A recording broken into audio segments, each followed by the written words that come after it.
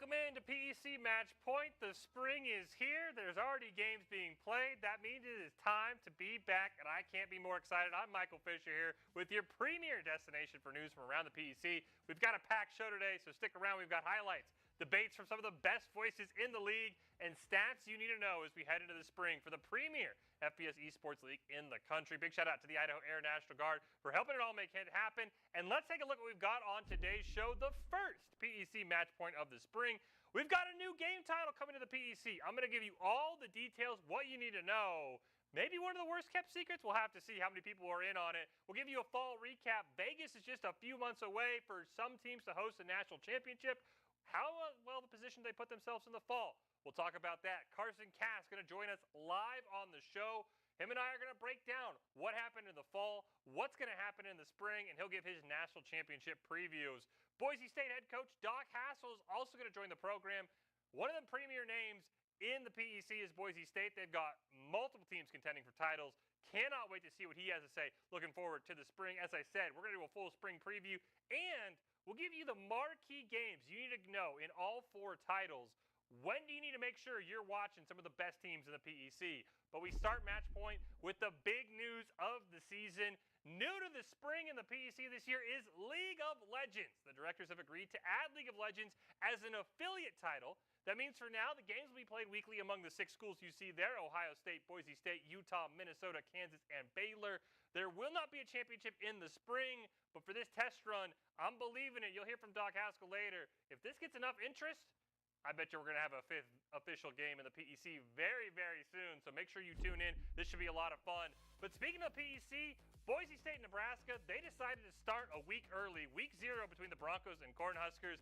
And in Rocket League, Boise State picked up right where they left off. They opened up the spring season with a 3-0 win over Nebraska. They found the net early and often did the Broncos, racking up 16 total goals. Woozy led the way with 6. Durtho and Preston right behind him with 5 each. For the Cornhuskers, they were looking for a chance to rebound from a tough fall. Unfortunately, going to take a little bit of a week. I mean, this was always going to be a tough task for them. They did a good job. The Cornhuskers scored 1 goal in the series for each of them. They just couldn't keep up with the Broncos. But for the Cornhuskers, they did do one thing that the Broncos will never be able to do, and that is score the first goal of the PEC. Let's throw to the Boise State Casters for what it sounded like. Another swap on the side of Nebraska. It'll be Creed on their side, and he's going to make himself known as he's going to put the first points on the board. Everyone's making roster changes. Yeah. Everyone's subbing people in. But regardless, I think this is everything for the better for them. Creed getting the first goal here for Nebraska, putting them up early. First time we've been over here in a while. Durtho with the ball, going to play it up top, and it's going in right under promising. He might have done a bicycle flip, but unfortunately, style points do not equal saves. Not quite. That is a great touch out of Durtho, sending it to the ceiling and getting that extra touch, putting it left side, away from the defenders. Going to tie this game up. For the Cornhuskers, the first goal, the only one they could get that really made a difference. But again, we take a look at the standings, and we're going to go a little bit deeper this time. There's a couple stats you want to keep your eyes on as we get into the spring, and that is those games won and that game-winning percentage as well as goal differential. Those are sort of your big 3 tiebreakers that teams that are tied in wins, sort of like a Utah, Ohio State, Nebraska are down there at 2 and 6. That is going to help determine seeding. So again, right now, coming into the fall, of course, this doesn't reflect the Broncos picking up that 3-0 sweep over Nebraska, but Baylor has that 3-game lead. Boise State's going to have to make that up somewhere, and that goal differential as well. So these are just things to keep an eye on. We'll keep you updated throughout the spring here on PEC Match Point, but we take a look at what's coming up in week number 1. Very big matchup. These 2 teams actually kicked off the fall PEC. That's Michigan State and Syracuse. Syracuse wins this one. They could suddenly find themselves in 3rd place. Nebraska, what a brutal opening schedule. You get Boise State, and then you get Baylor. Maybe they can make some noise. Remember, they took Baylor deep in that first game of the fall. Utah and Boise State, and Minnesota and Ohio State going to wrap things up. Kansas, they draw the bye for Rocket League. Moving on to Overwatch now. This is maybe one of the most talked about squads in the fall, especially on PEC Match Point. That was Boise State's Overwatch. They had a slow start last split. Questions were swirling. They fully recovered, and they made sure they did not start slow in the spring. A 3-0 win over Nebraska. 5 Broncos posting fewer than 10 deaths, and a perfect 17-2-0 game from Diamond Dog and the Broncos in Game 3. Nebraska, they knew it was going to be a tough battle. The Cornhuskers, they showed some flashes. They couldn't quite pull off the upset as they continue to look for their first win of the PEC. But again, this team's very talented. I think they're going to give somebody a tusk later on in the season. As we take a look at the Overwatch standings again, those maps wins, those map losses, map winning percentage, those are going to be the key. You see right there, Boise State, they were 5-2. They're now 6-2. But at the top, Syracuse with that slim 2% advantage in map win percentage is the reason why right now, if the season ended today, they would be the 1 seed. Keep an eye on Kansas and Utah as well. They're both there at 4-3. If you get that 4 seed, you have to play maybe the number 1 team. The 5 seed maybe gets a little bit easier schedule. So again, we're going to keep you guys up to date as best we can throughout the season. But right now, the top half of Overwatch looks very, very strong. We look at the games for this week. Nebraska, they get Baylor. Again, this is a very talented Nebraska squad. Baylor as well. These two teams should have a lot of fun. That should be a great matchup.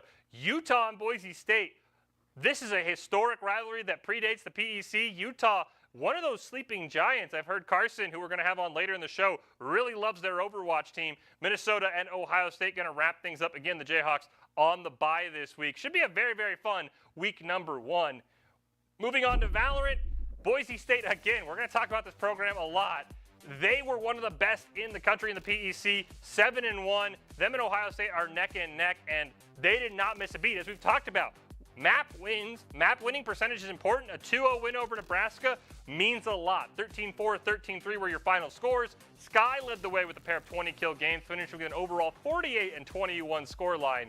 Broncos did enough to keep pace with Ohio State, while for Nebraska, the Cornhuskers, they're going to look to regroup.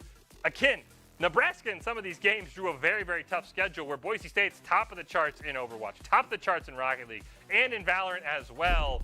And as we take a look at the standings again, that map wins, those map losses for Ohio State, 16-1 in the fall. That is a very tough hole for Boise State to climb out of. So picking up 2-0s over teams like Nebraska. Utah took a game off of Boise State in the fall. That's going to make it a little bit tougher for Boise State to catch up in the championship when it comes to getting that number 1 seed if Ohio State doesn't falter, which so far the Buckeyes haven't looked like they're going to. As we take a look at the week 1 schedule, Michigan State and Syracuse, that one should be a lot of fun. Nebraska and Baylor. Remember, Truth Messenger for Baylor, most kills in the PEC. He's must-watch TV every single time. I recommend tuning into that game. Utah and Boise State, this is a big one for these tiebreakers. Boise State desperately needs a 2-0 over a very, very talented Utah team, and Minnesota and Ohio State round things out. Again, Ohio State only dropped 1 map all fall. Curious to see what they do here. And again, the Jayhawks, they get the first week off. And we move on to Smash Nebraska. They entered the spring in a 3-way tie for second place with Minnesota and Syracuse. And the Cornhuskers were able to pick up a much-needed 2-0 win over Boise State to keep pace. Boise State came close in game 1, 14-9. I think they even won the very first set. Weren't quite able to get it done. 16-6 is the second set. Mata, the lone bright spot, as I said, for BSU, picked up a 4-2 win over Mixwell on the Pikachu. For the Cornhuskers, Super 6-7. 3-3, Smoothie and Arvin all picked up a pair of match wins. As we take a look at the Smash standings, this is maybe the most log-jammed game of them all. Michigan State at 7-0, a perfect 14-0 map record.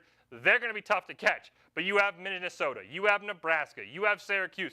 All of them are 5-2. Nebraska is 6-2. But again, the other teams are going to catch up. This is not an additional game by any means. This is just Boise State and Nebraska moving up their final game of the year to week 0. So keep an eye on game wins. Picking up a 2-0 for Nebraska, absolutely massive when there's percentage points separating them from that 3rd seed. This is going to be a lot of fun. We take a look at the schedule for the first week of Smash in the spring.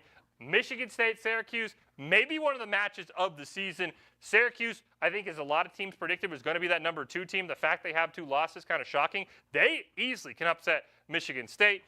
Nebraska and Baylor, this should be a lot of fun. I think Nebraska, they look very, very strong. It's all about picking up these 2-0s right now, making sure those tiebreakers are in your favor, and then Minnesota and Ohio State. Wrapping things up, Minnesota shocked everybody, and they might even make a deep run. Kansas and Boise State are going to be on a bye. It was a jam-packed first week of spring that's coming up. Again, Boise State and Nebraska playing in week 0, not an additional game by any means. They just voted to move up their last game because I believe week 9 of the PEC does fall on some school's spring break. So that's why they played here and now. Again, massive show we've got. We've got Carson Cass coming up live. We've got Boise State head coach Doc Haskell coming up live. And the games you need to know, the dates to write down for the marquee matchups of the spring across all 4 titles. It's all coming up on PEC Match Point. My friends know me as Garrett, but I'm also Master Sergeant Raxter.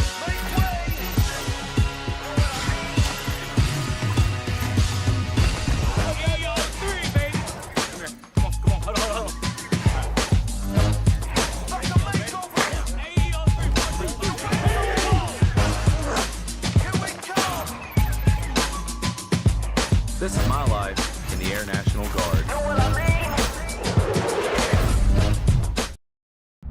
Welcome back into PEC Match Point. If you want more from the Power Esports Conference, head over to the official PEC website for everything you need. We've got power rankings, player profiles, predictions, analysis on the biggest matchups of the season, which we're going to talk about later on the show with Carson. Stay informed, stay connected, stay ahead with all things PEC, pec.leagueos.gg. Well, what better way to kick off the spring season? As we said, it kind of already started with week 0, than with legendary Boise State head coach Doc Haskell joining the show. We're flanked by your defending trophies in Rocket League and Overwatch in the PEC. Yeah. But before we get into that, we broke the show with it, right? Breaking news, maybe for people who aren't in the game. League of Legends is coming to the PEC. Yeah, well, now we got to be careful because it is coming. As an affiliate, title, yes. Affiliate title, we've got a number of schools that play it at a high level that have been just kind of making it happen in other places. We've got 6 schools going to come together and just see how it goes. Calendar's getting kind of full with PEC matches. We play 4 nights a week. Where we're going to Are we going to add it on Fridays? Is it League Fridays or? We have a default day. It is not Fridays. But again, this is an affiliate program. It doesn't affect everybody. I'm hoping for 5 days of PEC though. I can't get enough of it. I don't think that's probably impossible. It's gonna happen. But League of Legends is amazing. Obviously, we've got Kelsey Mosier, Coach K here. That helps. 10 years in professional League of Legends with Evil Geniuses and 100 Thieves. We'd be stupid not to have that team. And we were pleasantly surprised by the imports that we already had on campus and how good that group can become. I mean, honestly, if we were to stack that group against our Mountain West Championship group from, let's say, before Dean, I think it's a wash. Should be fun. I think we hear Silver Scrapes with those 2 teams playing. So that'll be fun. As you said, affiliate titles, we won't see it in Vegas, but I think it'll be a lot of fun. Right. Sort of as like a test run. But let's talk about the real titles, if you will, the ones that win the trophies that are right next to us. Let's start with Rocket League. You were the defending champs. You came in, I'd say, what, 1A, 1B, you and Baylor. We're going to coin flip it. They took you guys 3-0 in the fall. Every game was by 1 goal. 3-1. Oh, 3-1, okay. 3-1 in the fall. What's the feeling coming out of the fall? You're 7-1 with that Rocket League program. What's the team looking like right now? What are they feeling? They're feeling great. I mean, a regular season match is a regular season match. The champions are won in the playoffs, right? So they're amped up for it, but they look at every opponent in the same way. We have to be as good as we possibly can. We had a great match against Nebraska the other night where we stayed focused. The score was 0-0. Every goal, 0-0. You have to play the game that way. That's the way we have to play against Baylor. We know they're good. Yep. But they've never been on the PEC stage. If they want it, they got to come take it. And we're not scared of Baylor at all. And it's the whole team returning from the trophy, right? Yes. So you guys experienced. You're feeling confident. I want to talk about that spring schedule because the schedule makers did not you to do some favors in some of these games. But let's talk about Overwatch. Okay. Maybe the most talked about team on this program, right? Defending champs. Right. Slow start. Big rebound. You beat Ohio State 3-2 in maybe the Overwatch game of the year. So you're a game back of Syracuse and Ohio State right now. You're 6-2 after beating Nebraska. Same mantra as Rocket League, or now that you know you got a little more ground to make up, is it mean something different? We don't have to make him any ground because, I mean, our final placement into playoffs, as we'll start to look at as it gets a little bit closer, we want to make sure we're on the opposite side of the bracket of, say, Syracuse, right? They're doing pretty well. Yep.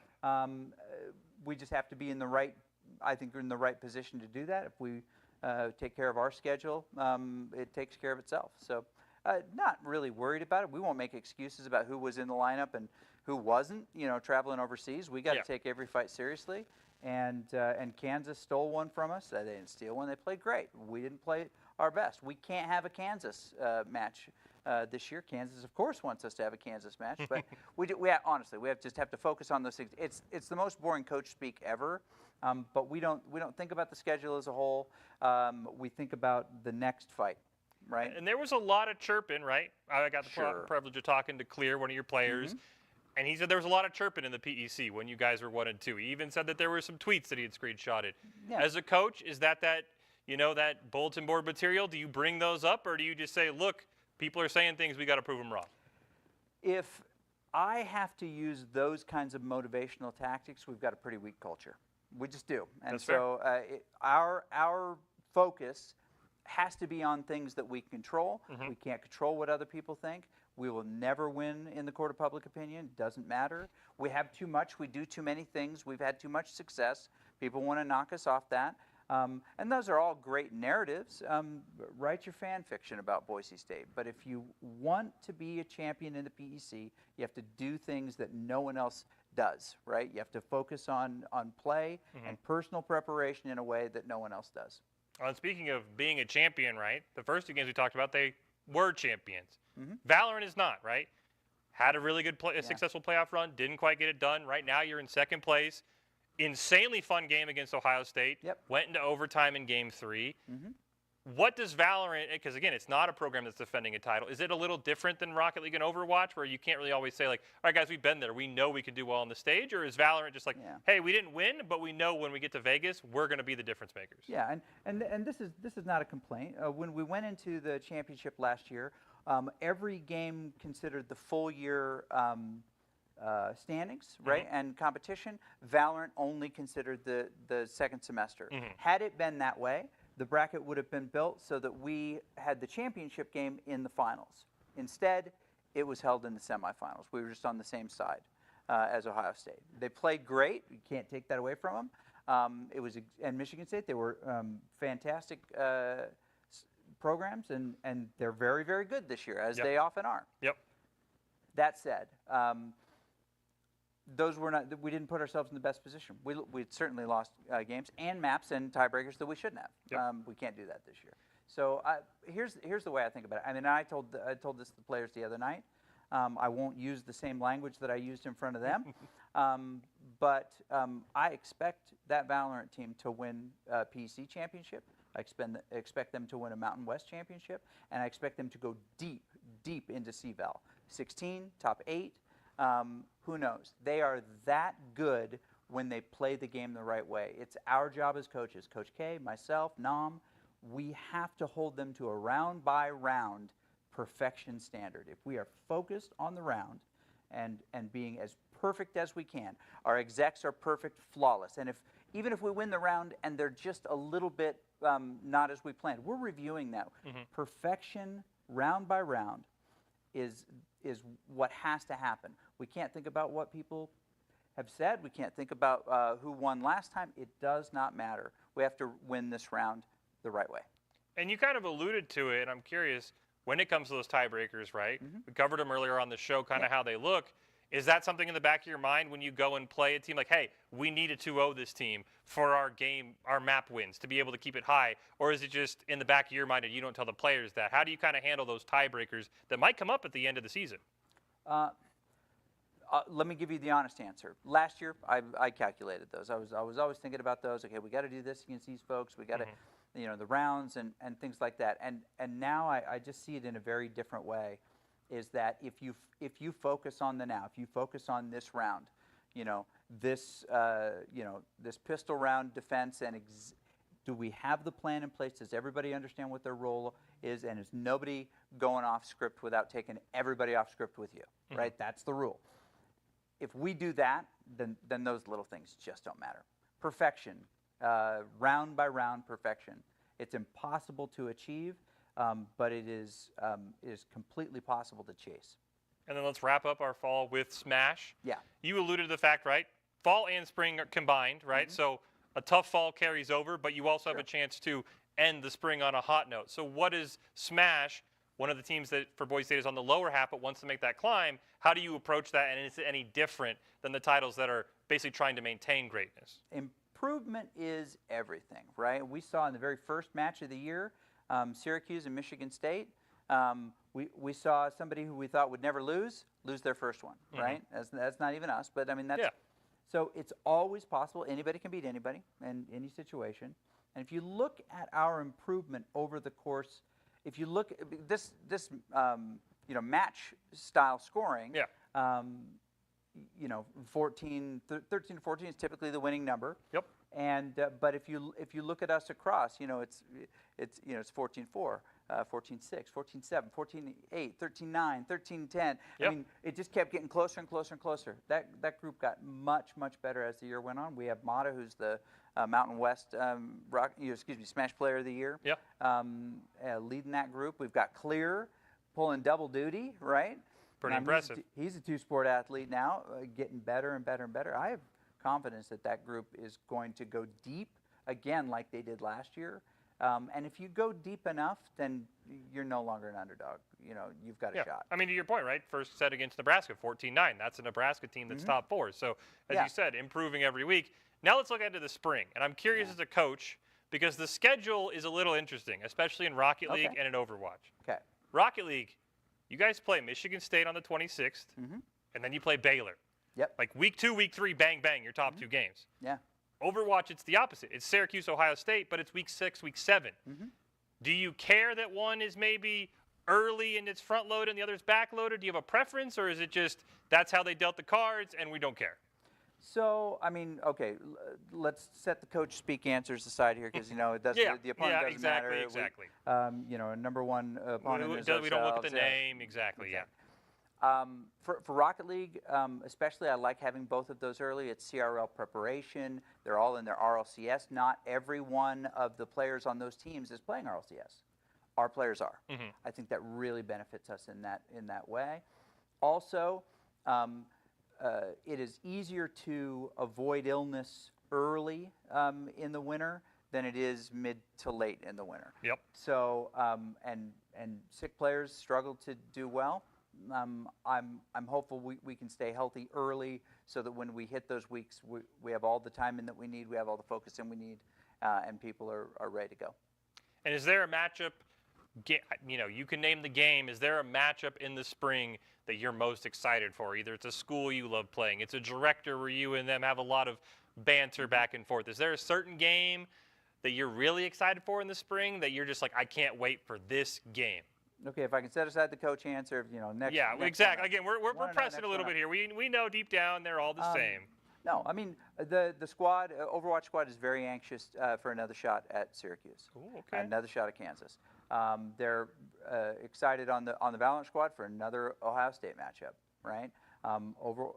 Rocket League can't wait to see Baylor again, and Michigan State. I mean, they like that squad, but that squad had a pretty major change in their roster from fall to spring, and because of it, we'll see how that fills for them. So, I mean, when you have an RLCS player who decides to do something different, that's hard on a team, especially mid-year. Yeah, and we'll wrap it up with this. We've talked a lot about Vegas. That's obviously where everything is made. Yeah. How do you prep for that, right? How do you as a coach right now make sure your players are ready? Because as you alluded to in some of your answers, it's on land. It's different. It's not in your pajamas. Obviously, at Boise State, you have the arena. People aren't coming in their pajamas. But how do you prep for that? How do you prep your players who haven't been there? You gave away the answer. That's played in an arena. A lot of these folks play in what they call an arena, but there's no elevated stage. There's no crowd. There's no ringing cowbells. We prepare for that stage by playing in front of an audience, by playing in front of a crowd, where if you screw up and there's silence, you better have some constitution to be able to buckle that up, and we get practice at that, and we've known that since the beginning. It's why we stood up that goofy thing in the library back in the day. Yep. Right. It really does benefit us to have a stage that we can play on, that we can compete on. It's a lot of fun when you have a highlighted home game, which we have 8 this year, and all of our teams are going to get their highlighted home game experiences.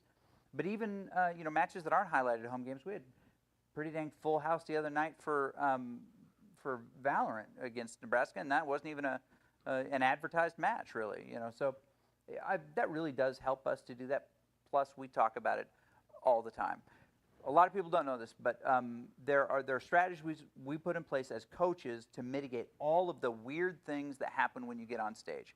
And we practice that now. If something is wrong, hand up, and we're immediately solving that thing. You never just sit in discomfort. Let us help fix those things. I've joked about it. We go to championships. I'm the most successful water boy of all time. Give me your bottle. I'm filling it, right? They have to be as comfortable as they possibly can, and that practice and preparation begins today. Well, Coach Haskell, I think we're going to be hearing a lot of your teams in Vegas. As you said, a lot of them at the top of the charts, and I think Smash might surprise some people, so we appreciate you. Good luck on the rest of the season, and maybe you'll add some more trophies, and we might have to get a bigger table. All right, I like this. Well, we're not done with the interviews. We'll see if Carson's as high as Boise State as Doc is. He's going to join us next. We're going to take a look back at the fall. Carson's going to give us all of his notes, and we're going to look ahead to the spring and maybe get a little bit more than coach speak. That's all coming up on PEC Match Point. My friends know me as Garrett, but I'm also Master Sergeant Raxter.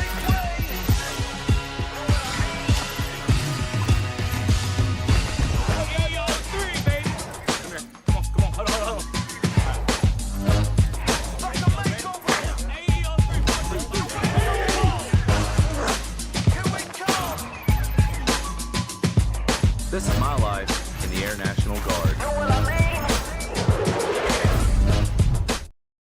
Welcome back into PEC Match Point. Carson Cass, known for his power rankings throughout the season in the fall that have always ruffled some feathers.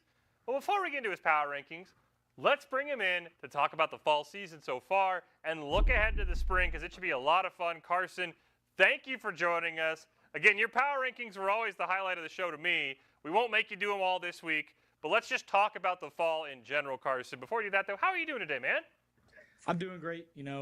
Finally back in Syracuse. It's freezing, it's snowing, but that can't stop me from being excited for the spring season. We've got a lot of interesting storylines, a lot of which I think nobody really expected to really look into. There's some ready teams who I don't think people were really initially ready to compete, kind of like that Michigan State Valorant team who seems to be kind of in this space as like a full team of younger players, the full roster turnover. You talk a little bit about Baylor. They're not as big of a surprise. I mean, they're in the PEC for the first time, but not a huge surprise when you've got caliber like that. We've got some amazing teams in this league for the spring, and I think a lot of things could happen. Smash especially. We'll talk a little bit more about Michigan State and Nebraska, Minnesota. That area of the country has got some good Smash players, but a lot of good things to look forward to in just about every game.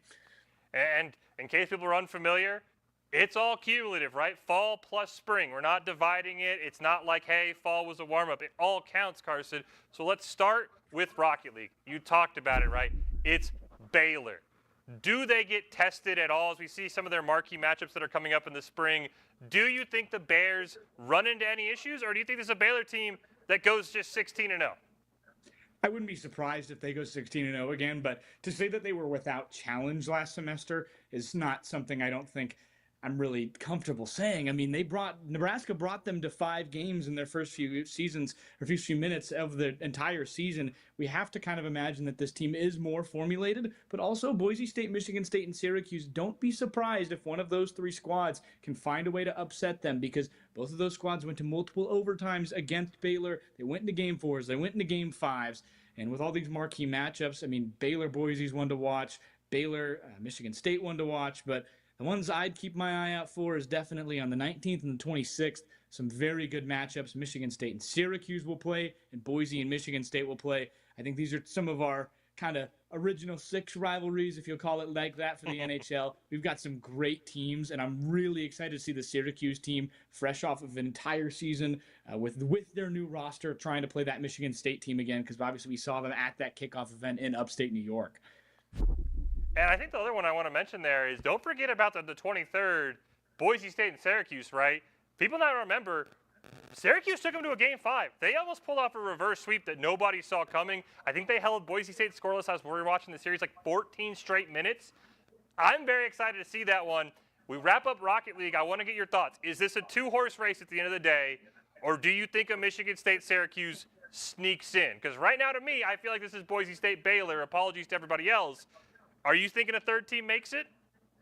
With how this bracket is going to be set up, there's a good chance that we see a Boise State fall to a Syracuse or a Michigan State. This is not a two-horse race. I think Baylor is pretty much a shoe-in, but that 2 spot, I really think Boise, Michigan State, and Syracuse, all of them have a real shot at this. It takes one game. Syracuse, we'll see obviously on the 19th where Michigan State's caliber really lies, but I think if that game is close, you could basically go into April in Vegas and say, all right, all bets are off, pun intended. This is going to be one heck of a series that we're going to watch and understand that anybody here has the potential to make it to the finals. Now let's go into Overwatch, where it's a little bit wider of a race, right? We've got 3 teams. We've got Ohio State, Boise State, and Syracuse. And they all kind of made that circle of the top, right? Boise State beat Ohio State beat Syracuse beat Boise. But Boise, maybe a little bit of an asterisk, right? When Clear was on the lineup, they're undefeated. When Clear wasn't there, that's when they suffered their losses. We take a look at these spring marquee matchups. I think there's a couple that you want to talk about, of course, though, Carson. Yeah, I think Syracuse-Boise State's the big one I want to see. I think that Syracuse-Ohio State game, obviously, it's right there. It's looming. It's at the top. It's a really good matchup. It's one of those patch day things. We saw a very big nerf to every single main hero Syracuse played, and 3 buffs across the Ohio State roster. It's an interesting situation that they had played through, and I don't know if that matchup is going to go the same way. I think they split the series, but Syracuse and Boise, I mean, you're going to go into that and expect a great matchup if Clear's going to be there. If Clear's there, I have no idea what's going to happen. Without Clear, I can guarantee a Syracuse win.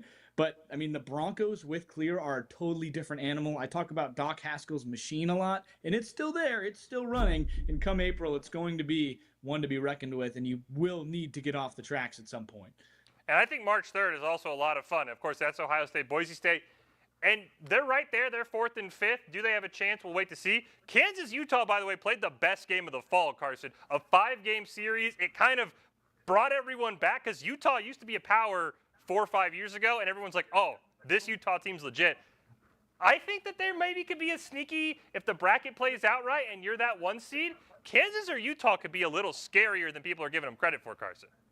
Yeah, you're going to end up playing the 4 or 5 seed if you've got that bye, and it's not one you want to play with. Mm-hmm. Those are 2 really good teams coming from the mid-America's area, more west for Utah, excuse me. But the Utes are really good when they are on, but they've struggled a lot in trying to get everybody there and trying to get everybody playing as a team correctly. It's entirely going to be in how this team plays on those first 2 maps. They've really struggled pushing the payload, and I would really like to see this Utah team, especially on the offensive end, find a way to reclaim their identity. I mean, they're a legend of this sport, and I don't think they're out of the race here at all. You come April, it's a tournament for a reason. Anybody can win. It's not March Madness, but it's very similar in terms of how it feels. Anybody really does have a shot at the end of the day. If you're talking about pure wins and losses, all you got to do is win a few games. And this might be harder for some, but Utah, I think, has that winning team potential. And speaking of winning and losses, when we get to Valorant, Ohio State has beaten everybody. Not a single map dropped if your name wasn't Boise State. 16-1 overall map record. Do you think that this Ohio State team is just built differently? Because usually we saw Boise State. They dropped a match to Utah. They dropped a match to Michigan State. That didn't happen in Valorant for Ohio State, Carson. Do you think this Ohio State team is just head and shoulders better than everybody not named Boise State? Well, yes, and the main reason is Hamburger. Sam Fairchild is an absolute monster. Wrecking ball, sledgehammer, whatever word you want to use. When there's very few moments I see Hamburger not playing well, like a complete meal. And he is everything you want in a combo. He's the drink, he's the fries, he's the main course. He is elite. And I think Ohio State cannot be stopped when they are on. And especially come tournament time, this team shows up at the end of the day. They show up in clutch moments, and they're going to show up in Vegas. At this point, it's a bit of a preview right now because I am going to do some championship predictions. I think Ohio State has the tools to go all the way, and they're going to be my quote-unquote championship pick for this Valorant season. But obviously, we see these marquee matchups. I'm really excited to see Boise State again. They took a map off Ohio State, was the only team that could. You know how these close games go. You play them once again, an entirely different month. How do you wake up? How do you feel? And Boise absolutely could find a way to win that game. Yeah, and I think the other person you got to make sure, especially Boise State fans, know, is Dez, right? He picks up the 4K in overtime that lets the Buckeyes beat the Broncos. So they've got a two-headed monster. And the other team, I give them some props, Carson. We talk about them in Overwatch. They snuck up on me when I look back at the standings. Utah is right there at 5-3. Of course, they've lost all the teams ahead of them. But again, they took a map off of Boise State. They took a map off of Michigan State. We talked earlier in the program, map win percentage, that's your seed tiebreaker. Boise State on that 21st of January, Carson, if they don't 2-0 Utah, Ohio State may just lock up the 1 seed before we even get to March 4th. Beating those teams below you, especially 2-0, in Valorant in particular, is going to have major implications if Boise State wants to challenge for that 1 seed. Yes, absolutely. And Utah coming up is a really interesting thing. I think that middle of the season kind of patch that had that effect on AIM being less RNG based. This team aims really well, and I noticed that in the Syracuse game, but they played so much better as soon as they got out of that game and that patch got added. These are a lot of players who on this Utah squad who are very traditionally grounded. They play a lot of AIM labs very clearly. Clicking circles on their screen has been helping in a major way, and I think this Utah team is going to seem better. I do believe they will take somebody down ahead of them, and all those Utah matchups are one to watch. And as we wrap things up with Smash, there are 3 undefeated teams. Only one of them has never dropped a map and is perfect, which is Michigan State, 7-0, 14-0 in sets at Smash. But they had a couple close games, right? Nebraska, in match 4 of set 1, had the advantage. I think it was 10-9, ended up not being able to close the deal, so Michigan State pulls off the sweep. Minnesota, I believe, took them to a tiebreaker. Where do you rate Michigan State as, I would say, maybe the most complete team in the PEC? And do you think they maybe go that 28-0 when we get to Vegas? I'm having a really hard time with Smash right now watching it because these top 4 teams are so spectacular. You talk about Syrup at Syracuse. That's kind of obviously your big piece at Syracuse. But Nebraska, Minnesota, Michigan State are all great teams. Michigan State has that Politana kind of card in their back pocket where it's at any moment you have the ability to beat a player no matter who it is for a lot of these teams. But Minnesota and Nebraska are both very team foundationals. They have great players on their team. Everybody is solid, well-rounded. They have somebody for every situation. And I think when you come around to it, if these two teams are smart, if they find their way kind of as we go through this season, if they can find a way to take some of these teams down, because they are the more technically sound teams in my mind when they come down to it. They're more consistently good, but they've kind of faced some star power. If they can find a way to eliminate that star power, use the system of the votes kind of against them, try and find a way, do a little bit more research based on your last matchup. Minnesota, Nebraska could be our championship. Syracuse, Michigan State could be our championship. It doesn't really matter what kind of selection of one of these 4 teams you choose. Half the conference can win a gold medal, and I really do mean that. I'm really excited specifically to see Minnesota play Nebraska again. That was a spectacular match to end the year, and I'm going to be on my couch. I will be sat watching it no matter what. Yeah, I'll see if we can get the marquee dates, because again, as you said, half the conference for Smash can win a title. Most of them are from the Big Ten. Syracuse sort of the lone challenger there. I'm very interested, as you said. I think Michigan State might drop a set. This is one of those where we talked about Rocket League, Overwatch, Valorant. You want to be the 1 seed because you don't want to get that 2-3.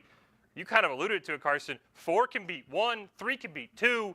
Smash might be our most fun one. And as you said, if you probably gave me, you got to pick one in Vegas, I want to make sure I watch X. I think my vote is make sure you watch Smash because we don't even know who's going to win. Yeah, it's going to be pretty much spectacular all around. Obviously, I'm from Big Ten country, so it's nice to see these teams kind of at the top. Specifically, Minnesota was a big surprise. I mean, they come in, nobody really knows about their Smash team, and here they are sitting at 4, a mere tiebreaker away from being a silver medalist right now. I mean, these teams are great. We have a lot more Super Smash marquee matchups for a reason. I mean, you should tune into every single one of these. They're on separate dates, luckily for you, but the Syracuse-Minnesota matchup is going to be excellent. Can Syracuse with Syrup find a way to get enough points to beat that Minnesota squad who's foundationally, fundamentally elite? They are the Big Ten kind of ideal of foundational football in the sense of very elite Smash. They play very well. They play very good on their fundamentals and intangibles. They play it exactly how you would want as a coach. Yeah, I think Minnesota-Syracuse, it's after spring break, so there's kind of, as you can kind of see on the schedule, there's this weird in-between. How do players come back?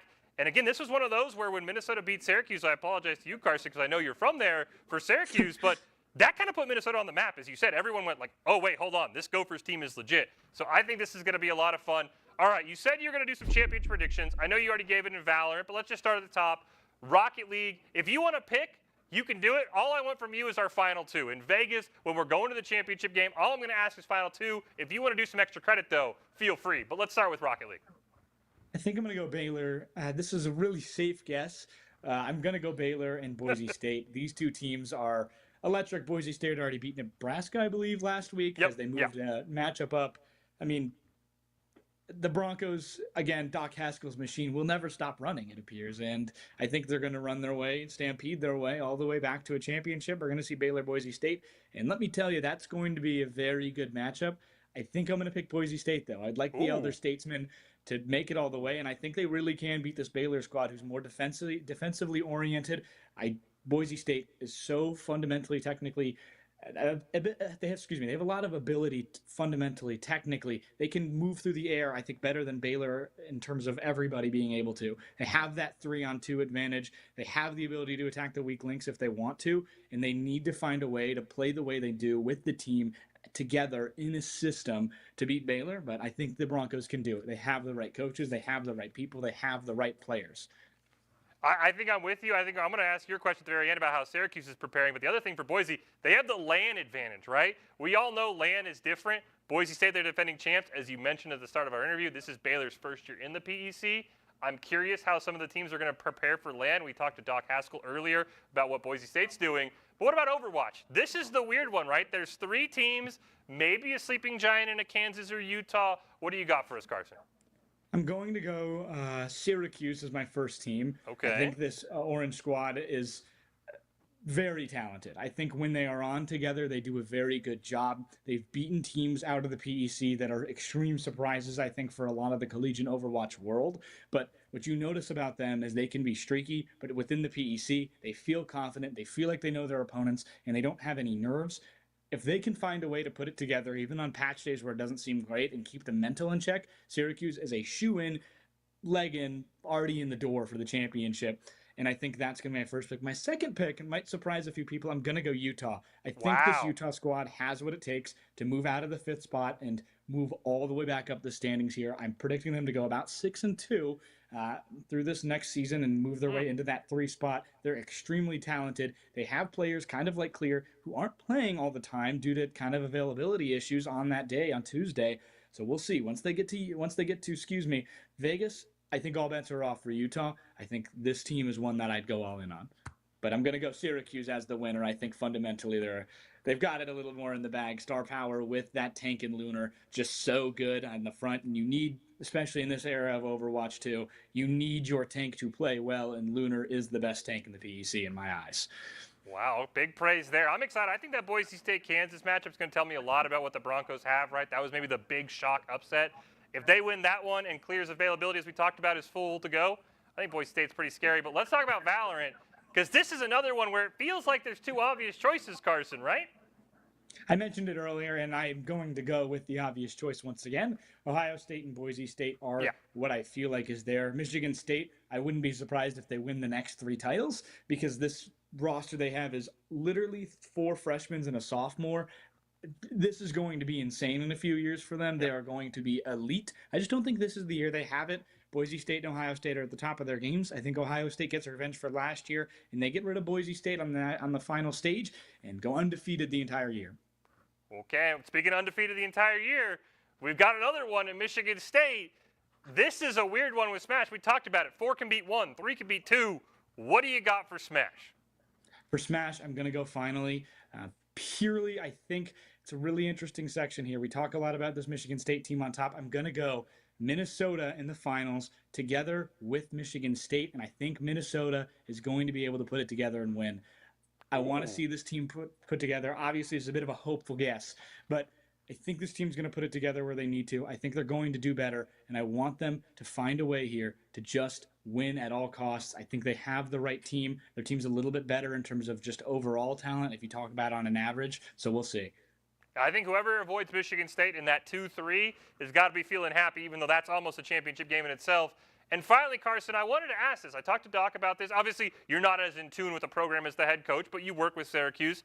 When it comes to LAN, can you peel back the curtain a little bit? What is Syracuse doing to make sure when it comes to a LAN event they're ready to go in Vegas because the championship isn't decided on your home PC in your pajamas. It's decided on a stage in front of a very, very rowdy crowd. Yeah, I think the big thing for Syracuse is I've seen a lot of these guys take the approach of generally trying to get yourself ingrained in great friends with your teammates. A lot of these guys come in, they don't know each other, and a lot of what Syracuse is trying to do is to get these guys together, play together, be around a lot of the time. The primary example I see of this is the Overwatch team. They have team dinners, they do things like that.